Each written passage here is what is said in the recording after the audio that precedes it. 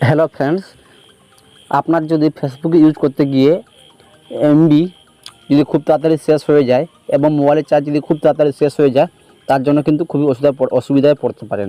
তো এই অসুবিধা থেকে বাঁচার জন্য আমার এই ভিডিওটি ফুল দেখতে হবে। তো বন্ধু, তার জন্য কী করতে হবে? তার জন্য কিন্তু আমার ভিডিওতে লাইক করবেন এবং চ্যানেল নতুন হয়ে থাকলে চ্যানেল অতি অবশ্যই লাইক, শেয়ার এবং সাবস্ক্রাইব করতে ভুলবেন না। এরকম হেল্পফুল টিপস পেতে আমার ভিডিওটি দেখতে থাকুন। তো তার জন্য কিন্তু আপনি ক্লিক করবেন আপনার মোবাইলের সেটিংসে। তো এখানে দেখতে পাচ্ছেন সেটিংস, তো আমি এখানে সেটিংসে ক্লিক করছি। ফেসবুকের সেটিংয়ে ক্লিক করবেন। সেটিংয়ে ক্লিক করার পর এখানে দেখতে পাচ্ছেন এরকম একটা ইন্টারফেস চলে আসবে, যেখানে লেখা থাকবে কর্নারে সেটিংস। তো এই সেটিংসে ক্লিক করবেন। সেটিংসে ক্লিক করার পর আপনার কাছে কিন্তু এরকম একটা ইন্টারফেস চলে আসবে। এখান থেকে স্ক্রল করবেন। স্ক্রল করার পর দেখতে পাচ্ছেন নিচে লেখা আছে এখানে মিডিয়া বলে। এই মিডিয়াতে ক্লিক করবেন।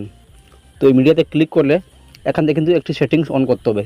সেটি গিয়ে হচ্ছে এই ডেটা সেভারটা টিকমার্ক দিতে হবে। এখানে কিন্তু এটাকে পারমিশন দিতে হবে। তো এখান থেকে আমি ডেটা সেভারটা অন করছি। অন করার পর আবার নিচে চলে আসবেন। নিচে চলে আসার পর দেখতে পাবেন এখানে একটা সেটিংস আছে। তো এখানে দেখতে পাচ্ছেন লেখা আছে নেভার অটো প্লে ভিডিও। তো এটাতে ক্লিক করবেন। এটাতে ক্লিক করলে কিন্তু আপনার কিন্তু ভিডিও অটো প্লে হবে না, যার ফলে আপনার মোবাইলে নেট খুব কম এমবি কাটবে এবং আপনার মোবাইলের ডেটা এবং ব্যাটারিটা চার্জ খুব তাড়াতাড়ি শেষ হবে না। তো বন্ধুরা, এরকম হেল্পফুল টিপস পেতে আমার চ্যানেলে টেক বইকু চ্যানেলটিকে সাবস্ক্রাইব করবেন এবং ভিডিও ভালো লাগলে লাইক, শেয়ার এবং সাবস্ক্রাইব করতে ভুলবেন না। তো বন্ধুরা, এই ছিল আজকের ভিডিও। দেখা হচ্ছে নেক্সট ভিডিওতে।